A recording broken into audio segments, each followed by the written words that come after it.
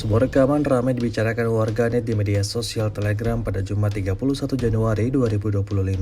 Dalam rekaman tersebut menunjukkan detik-detik penghancuran posisi angkatan bersenjata Ukraina di salah satu wilayah tempur.